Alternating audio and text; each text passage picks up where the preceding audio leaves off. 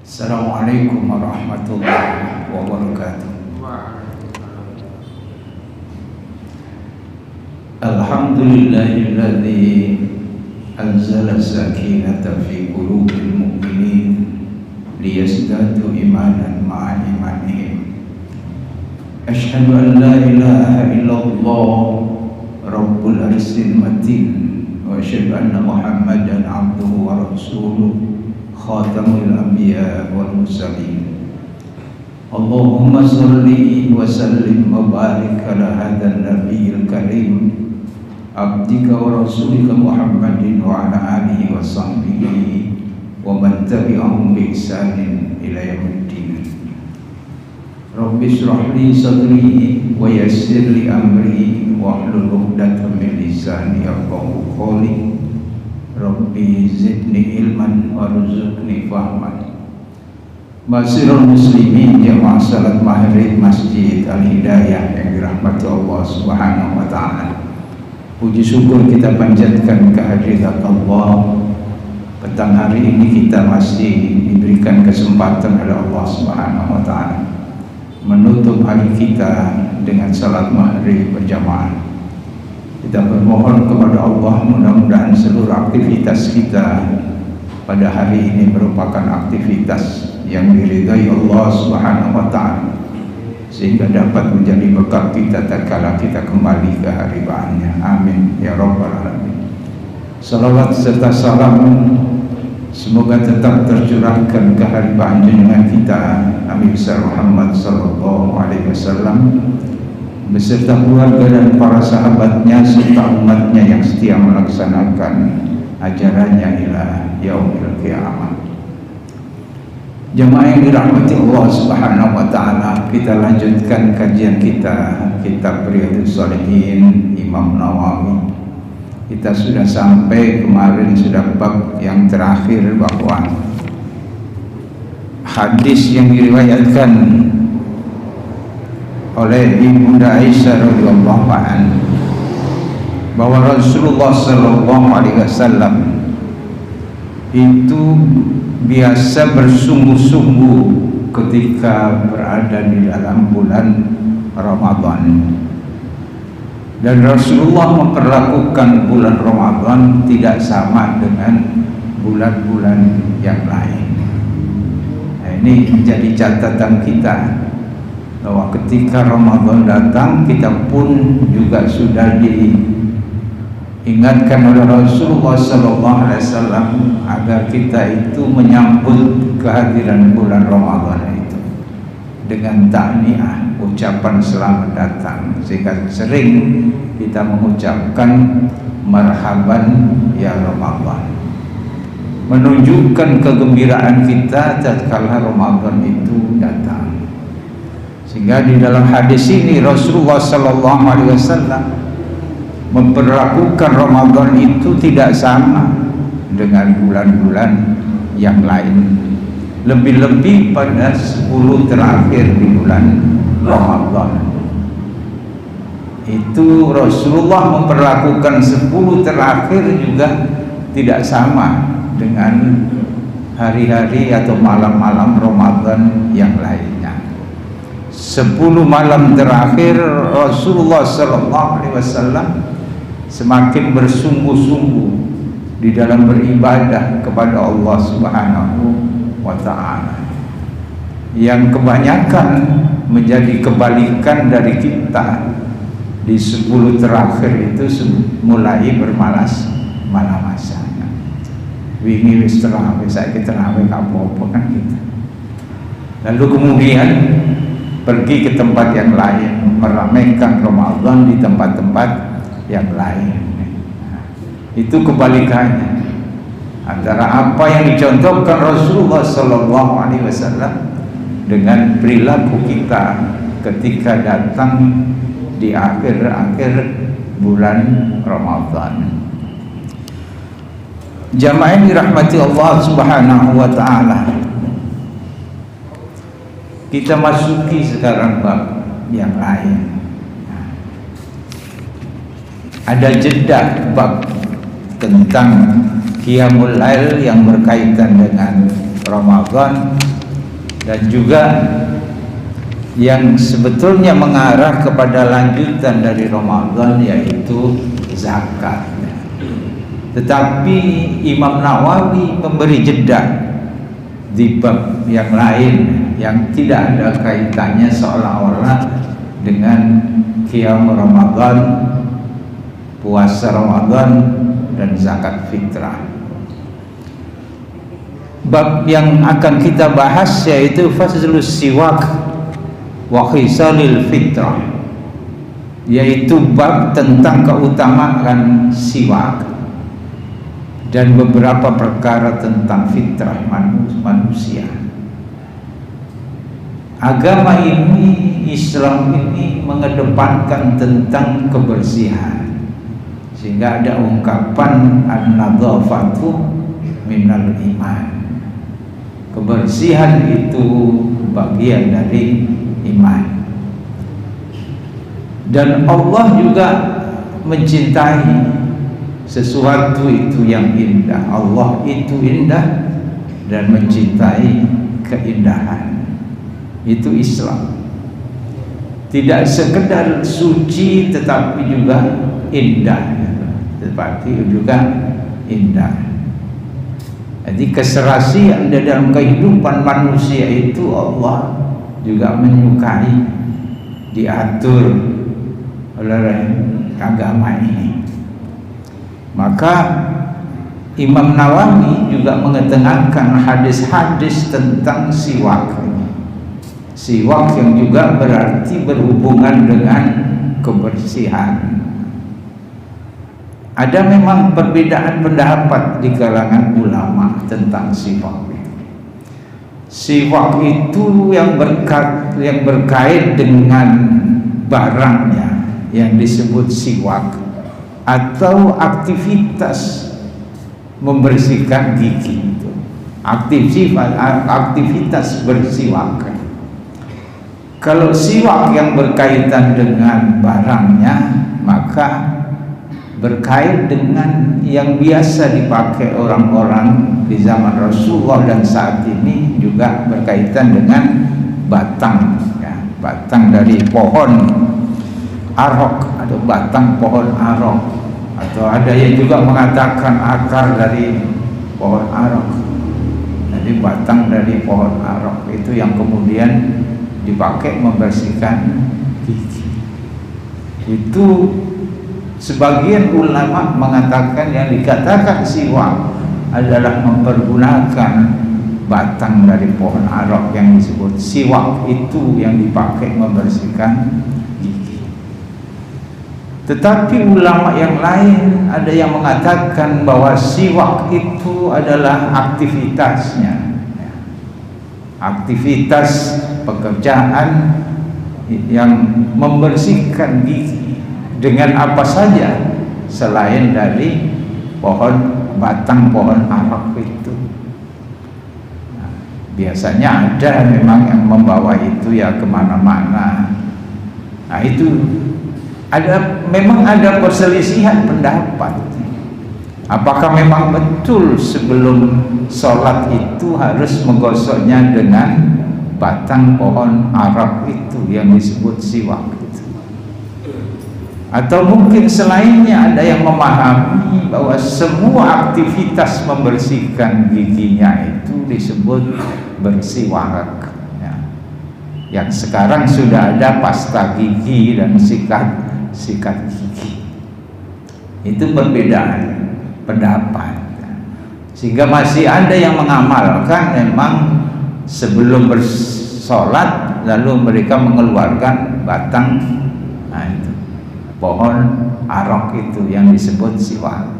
Setelah digosokkan lalu dimasukkan sakunya lagi. Nah, bagi kita mungkin ada yang merasa juga rasanya tidak patut yang seperti itu. Memang ini beberapa pendapat seperti itu. Dan nanti akan kita kaji bagaimana yang sebenarnya yang disebut dengan siwak itu. Jamaah yang dirahmati Allah Subhanahu wa taala, dan beberapa hal yang berkaitan dengan fitrah manusia. Memang manusia fitrahnya adalah suci dan menyukai kebersihan. Tidak ada manusia itu yang suka yang tidak bersih ya, kecuali yang memang ada perubahan akalnya. Jadi melihat sesuatu yang tidak bersih itu fitrah manusia mengatakan tidak suka, makanya dia mesti bersih. Jamaah yang dirahmati Allah, hadis yang pertama yang diriwayatkan oleh Abu Hurairah radhiyallahu anna Rasulullah sallallahu alaihi wasallam qala laula an asyukka ala ummati aw ala nasi la amartuhum bisiwaki ma'a kulli salatin. Dari Abu Hurairah radhiyallahu anhu bahwa Rasulullah sallallahu alaihi wasallam bersabda, sekiranya bukan karena khawatir akan memberatkan umatku, jadi seandainya bukan karena khawatir memberatkan terhadap umatku, menunjukkan betapa Rasulullah sallallahu alaihi wasallam itu memikirkan umatnya, sangat penyayang terhadap umatnya itu. Andai kata tidak berpikir tentang itu, mungkin ya tidak memakai pembuka kata yang seperti itu, langsung saja bersabda. Apa sabda Rasulullah sallallahu alaihi wasallam? Atau memberatkan orang-orang lain. Kata Rasulullah, laula an asyukka ala ummati aw ala nasi la amartuhum bisiwaki ma'a kulli salatin. Pasti, kata Rasulullah, telah aku perintahkan mereka bersiwak pada setiap kali hendak mendirikan salat. Salat itu adalah dialog antara hamba dengan Khaliqnya, yaitu Allah Subhanahu wa ta'ala. Nah, tentunya ketika kita itu berbicara dengan orang yang kita hormati saja, kita mesti menjaga. Di samping tampilan kita, kebersihan kita, jangan sampai menyinggung orang yang kita ajak bicara. Lebih-lebih kita berdialog dengan Allah Subhanahu wa ta'ala, maka kita mesti menjaga kebersihan kita. Nah, di antaranya adalah Rasulullah sallallahu alaihi wasallam menganjurkan setiap akan mendirikan salat maka bersiwaklah. Nah, dari hadis inilah lalu kemudian dipraktekkan setiap akan salat dia keluarkan batang siwak itu untuk menggosok giginya. Tetapi juga bisa dilakukan bahwa sekarang ini ada yang namanya pasta gigi atau alat-alat lain untuk membersihkan gigi kita. Nah, itu digunakan. Jadi sebelum kita salat, ketika kita berwudu, maka kita bersihkan gigi kita. Bukan di saat kita mau takbiratul ihram baru kita gosok-gosok gigi kita. Nah, kalau barangkali bagi masyarakat kita tidak elok yang seperti itu. Tapi ada waktu yang lain yang bisa digunakan, yaitu ketika mengambil air wudu, dan disitulah membersihkan gigi kita. Jadi tidak mesti dengan siwak, dengan alat-alat yang kasar misalnya yang bisa membersihkan gigi kita, tidak masalah. Dengan tangan kita, dengan kain misalnya, yang bertujuan kita membersihkan gigi sebelum kita mendirikan sholat. Jadi ketika sholat itu mulut kita ini tidak berbau dengan hal-hal yang lain, mari mangan nasi goreng misalnya, langsung takbiratul ihram gitu ya. Tetangganya sholat saja sudah mencium bau itu, dan ini tidak diperkenankan ya. Kita mesti bersih. Namanya bersiwak gitu. Kalau kita mengganggu, bahkan makruh bagi orang-orang yang biasa memakan bawang misalnya, atau makanan lain yang menimbulkan bau, lalu kita sholat berjamaah misalnya, ya mesti kita bersihkan. Kita bersiwak dulu, kita menggosok gigi kita dengan pasta gigi yang bisa menghilangkan bau-bau itu. Ini etika akhlak terhadap Allah ketika sholat dan juga sesama manusia, menjaga kekhusyuan bagi yang lain. Jangan sampai saudara kita yang dekat kita lalu kemudian mencium bau, lalu kemudian menjadi sholatnya tidak khusyuk. Itu yang dihindari. Sehingga Rasulullah SAW andai kata tidak memberatkan, itu menjadi kewajiban sebetulnya yang diperintah Allah, maka aku perintahkan kepada mereka untuk bersiwak. Ini menjadi anjuran yang sangat dari Rasulullah, meskipun tidak diwajibkan oleh Rasulullah, tetapi ada pengantar di dalam hadis ini bahwa sekiranya tidak mengkhawatirkan hal itu memberatkan umatku. Nah, itu berarti ini sebetulnya merupakan perintah dari Rasulullah ya, yang dianjurkan oleh Rasulullah Sallallahu Alaihi Wasallam, sehingga menjadikan bahwa bersiwak itu tidak wajib. Tidak wajib. Kalau diperintahkan oleh Rasulullah sebelum sholat supaya bersiwak, itu menjadi kewajiban bagi setiap muslim. Seandainya hal itu menjadi wajib ya, tentu Rasulullah akan memerintahkan mereka, tidak perlu merasa berat dan lain sebagainya. Lalu perintahkan saja di sebelum sholat supaya bersiwak. Ini menunjukkan bahwa tadi sudah kita sampaikan, menunjukkan betapa Rasulullah itu memiliki kasih sayang yang besar terhadap umatnya itu, sehingga mengkhawatirkan kalau perintahnya itu nanti memberatkan bagi umatnya, sehingga Rasulullah kemukakan hal itu. Pada hakikatnya kalimat itu menunjukkan bahwa perintah siwak itu merupakan anjuran yang sangat dari Rasulullah Sallallahu Alaihi Wasallam, sehingga aktivitas bersiwak itu yang disunahkan di dalam ajaran kita. Jamaah yang dirahmati Allah Subhanahu wa Ta'ala,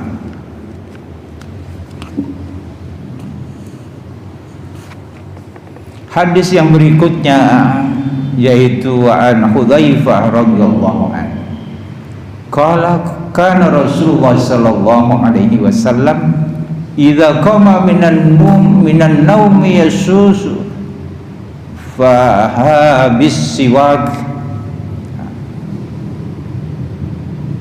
bahwa Rasulullah sallallahu alaihi wasallam dari Hudzaifah radhiyallahu anhu dia berkata, karena Rasulullah sallallahu alaihi wasallam, apabila Rasulullah sallallahu alaihi wasallam idza qama minan naum, bangun di malam hari. Untuk apa Rasulullah kalau bangun di malam hari? Nah, ini mungkin yang bedanya dengan kita. Pasti akan mendirikan salat qiyamul lail. Ini barangkali Imam Nawawi meletakkan tema ini yang berkaitan dengan hadis ini, bahwa Rasulullah SAW apabila bangun di malam hari tentunya akan qiyamul lail. Kalau kita kan cuma ke kamar mandi saja ini kalau bangun ya. lalu kembali lagi ke peraduan, lalu melanjutkannya sampai subuh. Ini diceritakan oleh Hudzaifah, idza qama minan naum yasusu faha bisiwak. Rasulullah sallallahu alaihi wasallam kalau bangun di malam hari itu biasanya senantiasa menggosok gigi dengan siwak. Kalau kita mungkin menggosok gigi dengan pasta gigi. Nah, ini dalil ini juga bisa digunakan oleh produksi pasta gigi apa? Siwak itu, ya. Diberikan nama yang sama dengan hadis ini, yaitu yang diberi label dengan siwak. Yang kemarin itu banyak dipromosikan atau disedekahkan di masjid-masjid produk siwak, tetapi tidak sepopuler dengan produk yang lain ya, yang usianya lebih lama, lebih pengalaman di dalam hal pembuatan pasta gigi. Tapi sebetulnya bagus, gitu. Bagus.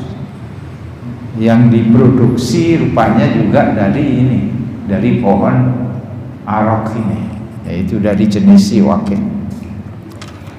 Rasulullah Shallallahu Alaihi Wasallam kalau bangun malam itu lalu menggosok giginya dengan siwak, karena akan apa? Qiyamul lail.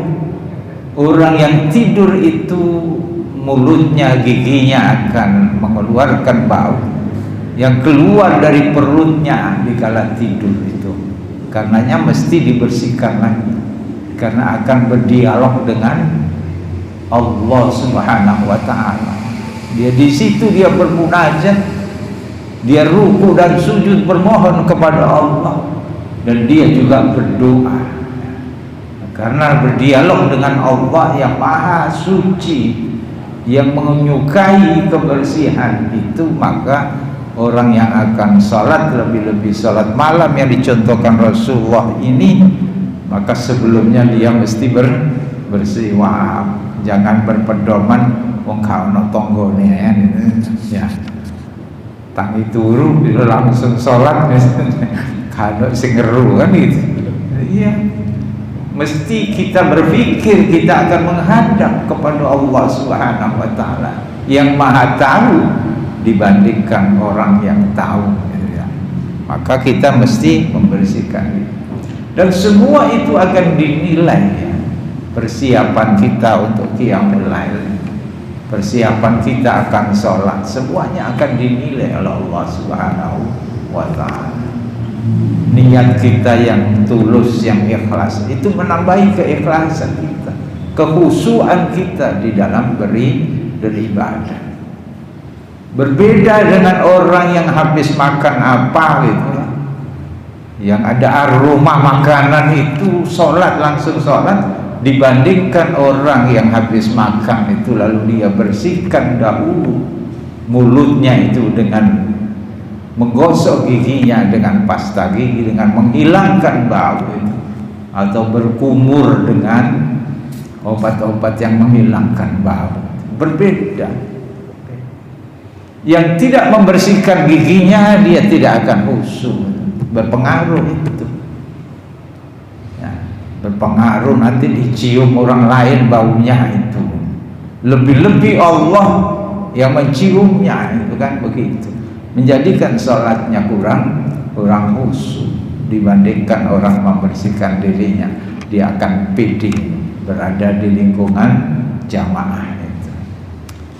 Nah, ini hadis-hadis Rasulullah SAW yang seperti ini, ya, patut ditelaah dan diperhatikan oleh kita, sebagaimana yang dilakukan oleh Rasulullah SAW. Jadi tetap hadis ini mengetengahkan bahwa dianjurkan bersiwak ketika bangun tidur itu lebih-lebih. Ketika bangun tidur, makan makanan yang menimbulkan bau, ya. Karena sebab tidur itu bau di dalam perutnya itu naik ke mulutnya, yang mesti kita bersihkan. Ini kita ketemu dengan orang saja kalau habis tidur ya, ini juga mengganggu pertemuan itu ya. Lebih-lebih di dalam sholat, lebih-lebih sholat berjamaah. Nanti jangan sampai menimbulkan bau yang tidak sedap pada jamaah yang lain. Ini sangat mengganggu kekhusyuan kita, sehingga Rasulullah menganjurkan bersihkan atau bersiwaklah kalian itu setiap akan mendirikan sholat. Hadis yang berikut dari Ibunda Aisyah radhiyallahu anha, wa an Aisyah radhiyallahu anha qalat kunna na'uddu li Rasulillah sallallahu alaihi wasallam siwakahu wa tahurahu wa yab'athuhu Allahu ma syaa ay yab'athahu minal laili fayatasawwaku wa yatawaddau wa yusalli. Ini akan bisa kita ambil lagi kesimpulan dari awal dari pengantar yang kita sampaikan tadi, bahwa Ibunda Aisyah radhiyallahu anha ia berkata bahwasanya kami biasa mempersiapkan siwak. Tadi yang berarti siwak di sini adalah bendanya, ya, bendanya, alatnya yang untuk membersihkan mulut giginya itu, yaitu yang tadi dari batang pohon arok yang disebut dengan siwak. Dengan air wudhu juga disiapkan oleh Ibunda Aisyah radhiyallahu anha. Setelah beberapa saat Rasulullah itu tidur. Jadi bangun tidur, Ibunda Aisyah mempersiapkan air dengan siwak gitu. Air wudhu maksudnya, untuk wudhu dan siwak. Ini berarti Rasulullah sallallahu alaihi wasallam itu bersiwak yang dikatakan tadi sebelum kalian sholat, berarti membersihkan gigi atau bersiwak itu dilakukan di saat sebelum wudhu. Kalau mengambil dari hadis ini, jadi macam-macam yang bisa mengamalkan ya, menarik sebuah kesimpulan sebuah hadis itu.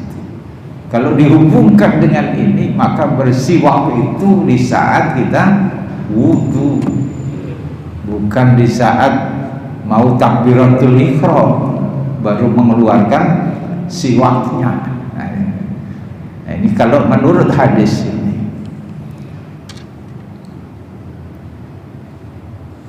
Siwakahu wa tahurahu fa yab'atsuhu Allahu ma syaa ayyab'atsahu minal lail. Jadi biasa persiapan siwak dan air wudhu Rasulullah sallallahu alaihi wasallam setelah beberapa saat tertidur. Allah membangunkan beliau di malam hari, masya'a ayyab'atsahu minal lail fayatasawwaku wa yatawaddau wa yusalli. Lalu Rasulullah sallallahu alaihi wasallam lantas beliau bersiwak. Dibangun malam itu Rasulullah kemudian bersiwak, lalu kemudian mengambil air wudhu, kemudian wa yusalli, kemudian sholat. Itu urut-urutannya begitu mestinya ya. Dibersiwak dulu, lalu mengambil air wudhu, lalu sholat. Ya, makanya kadang-kadang ada yang mengamalkan hadis yang pertama tadi, yaitu diperintahkan kalau tidak memberatkan maka umatku akan diperintahkan untuk bersiwak sebelum mendirikan sholat. Nah, kalau dihubungkan dengan hadis ini, kapan semestinya siwak itu? Yaitu dilakukan di saat sebelum wudhu, lalu kemudian bersiwak, lalu kemudian wudhu, baru mendirikan sholat. Nah, ini benar-benar membersihkan diri dan juga kesucian diri kita dengan wudhu itu. Jamaah yang dirahmati Allah subhanahu wa ta'ala, Ini menunjukkan kerjasama di dalam rumah tangga itu.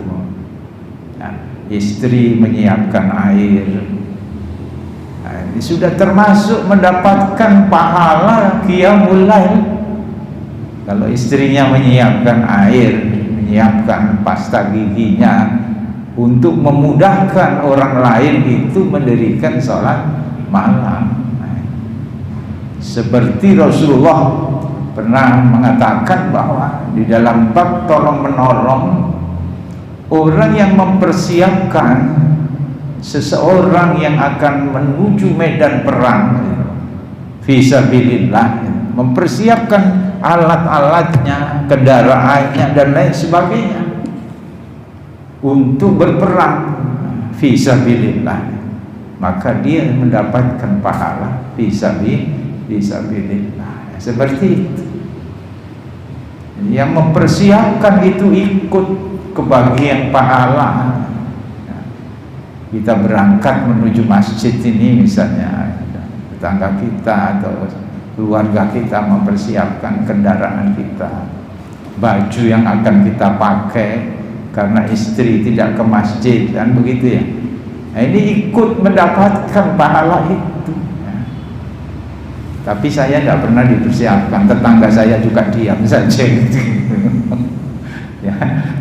Kalau kita ingin mendapatkan pahala, ya, ada orang akan berangkat haji atau berangkat kepergian kemana misalnya, nah, kita sibuk ikut mempersiapkan itu, misalnya, maka ya, kita juga akan kebagian pahala dari apa yang dikerjakan oleh yang dibantu itu. Jamaah yang dirahmati Allah Subhanahu wa taala, bahwa ini sebuah contoh ya, harmonisasi di dalam keluarga itu. Rasulullah akan mendirikan salat malam, Ibunda Aisyah sibuk mempersiapkannya. Jadi peralatan sarana untuk salat malam Rasulullah itu.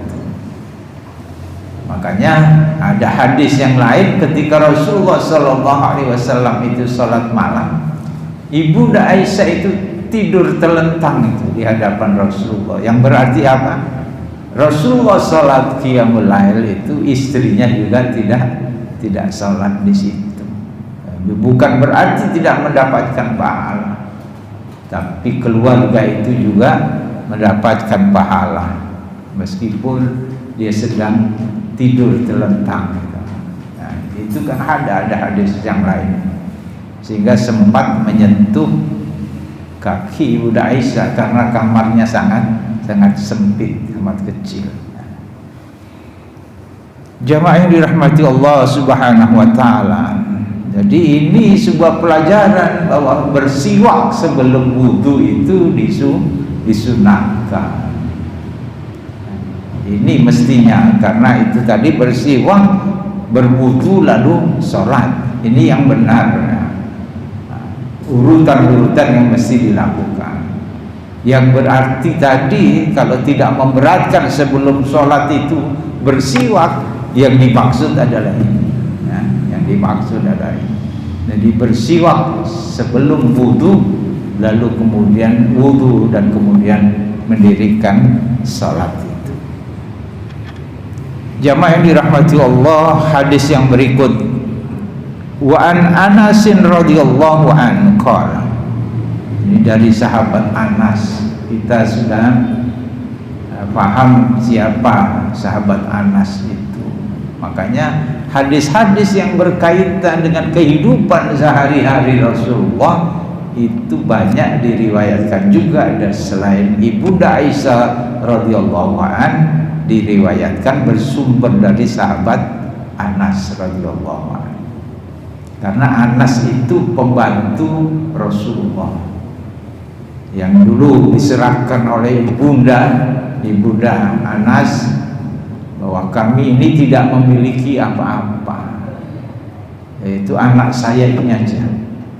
Aku perintahkan, kau perintahkan untuk apa saja, membantumu wahai Rasulullah. Nah, ini yang menyerahkan ibunya Anas sendiri untuk memasrahkan anaknya yang masih kecil itu membantu kehidupan Rasulullah. Jadi tahu persis apa yang dilakukan Rasulullah sehari-hari.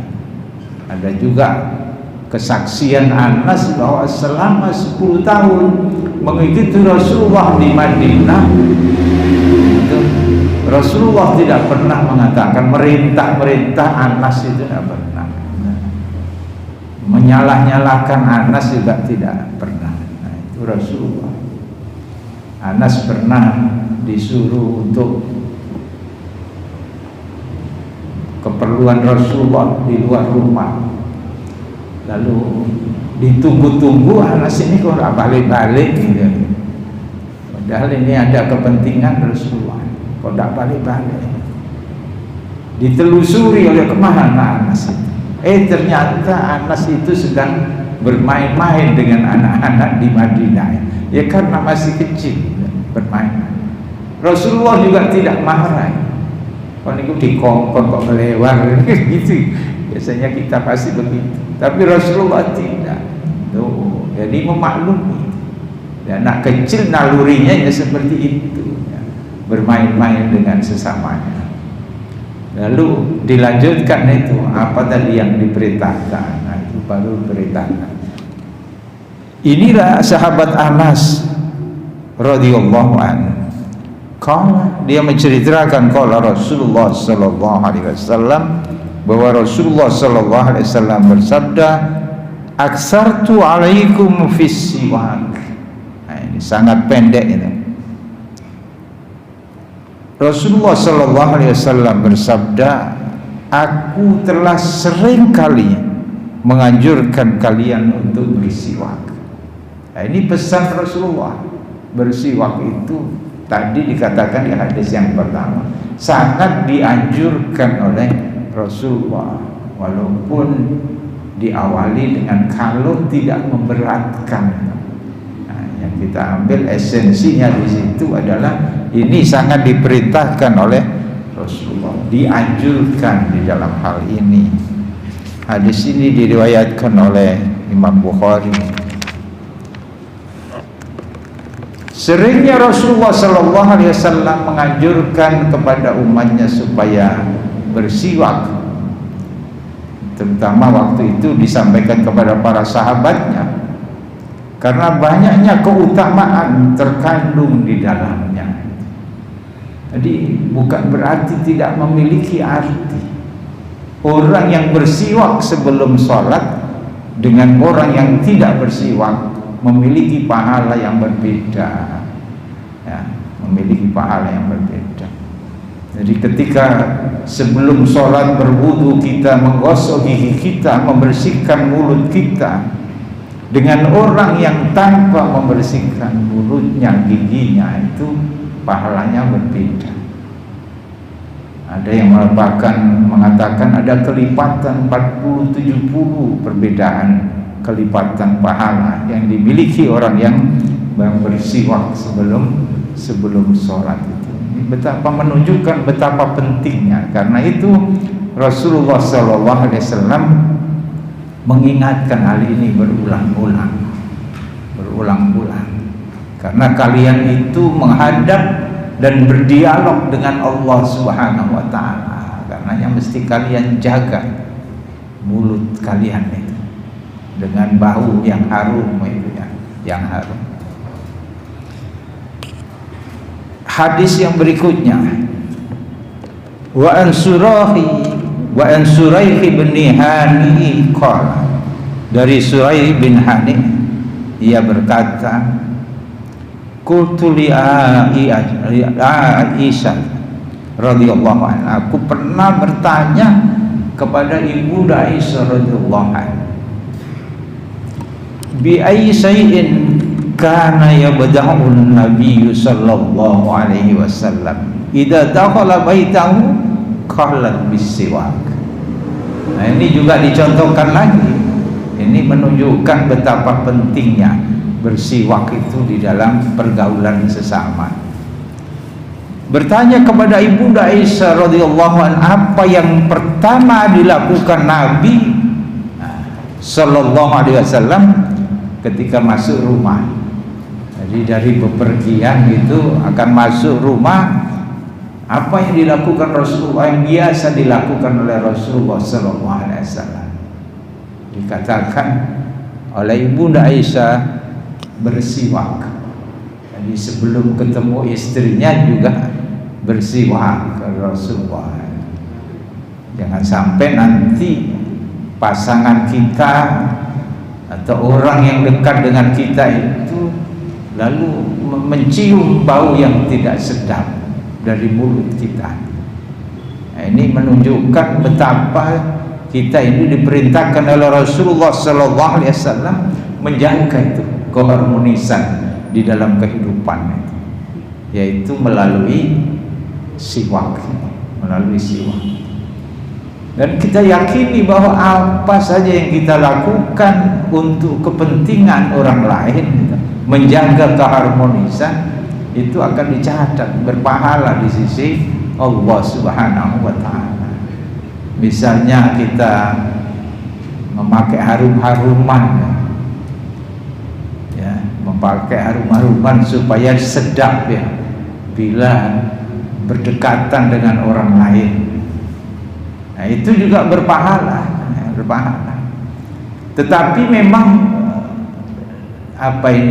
penciuman manusia itu tidak sama. Ada yang mengatakan bahwa aroma, ada parfum yang dinamakan adalah yaitu malaikat subuh misalnya, ya. Ada, pernah dengar itu ya, parfum dengan nama malaikat subuh. Mungkin penciuman orang lain tidak sama ya, mampu malaikat subuh belinger, ada yang begitu, ada tidak sama. Makanya kita ambil yang netral saja, dan yang netral itu juga sulit dan mahal gitu ya, mahal. Tapi kalau itu kita peruntukkan untuk beribadah dan menjaga perasaan orang lain, penciuman orang lain, ya kita mesti berpahala di sisi Allah. Kan berbeda orang yang tidak memakai pewangian dengan aroma keringat kita misalnya, kan berbeda nanti nilai pahala di sisi Allah Subhanahu wa ta'ala. Jadi memakai harum-haruman di dalam diri kita adalah berpahala.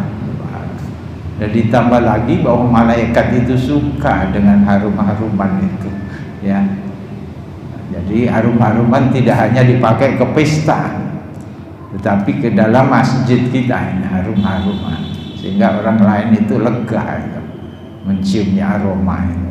Memang niat kita adalah untuk mengharumkan situasi lingkungan kita, tapi kadang-kadang aromanya itu tidak disuka oleh orang yang ada di sekitar kita, karena penciumannya itu berbeda-beda. Ada yang kalau dari yang berdekatan dengan malaikat subuh ada Hajar Aswad, juga ada di situ ya, Hajar Aswad. Apalagi banyak yang aromanya bersama. Yang kalau kita menciumnya, khawatirkan juga bisa membuat orang lain itu melayang-layang pikirannya itu. Ketika mencium aroma Hajar Aswad misalnya, eling waktu umroh aku gitu. Ketika sholat itu malah melayang-layang. Nanti mencium bau yang lain, ketika dicium aroma itu malah eling kekasihnya yang dulu, gitu kan. Ini ciuman itu juga bisa membuat seseorang itu bisa melayang-layang kemana-mana. Tinggal kita bagaimana ketika menikmati aroma yang bagus itu. Jamaah yang dirahmati Allah Subhanahu wa ta'ala, dan ini hadis-hadis yang tidak panjang ya semuanya, dan insyaallah bisa kita lanjutkan di pertemuan yang akan datang. Mudah-mudahan Allah senantiasa memberikan kepada kita kesempatan untuk mengisi hidup kita ini dengan amalan-amalan yang saleh, sehingga menambah bekal kita untuk kembali ke hadirat Allah Subhanahu wa ta'ala. Amin ya rabbal alamin. Kita tutup dengan doa kafaratul majlis. Subhanakallahumma wa bihamdika asyhadu an la ilaha illa anta astaghfiruka wa atubu ilaik. Wassalamualaikum warahmatullahi wabarakatuh.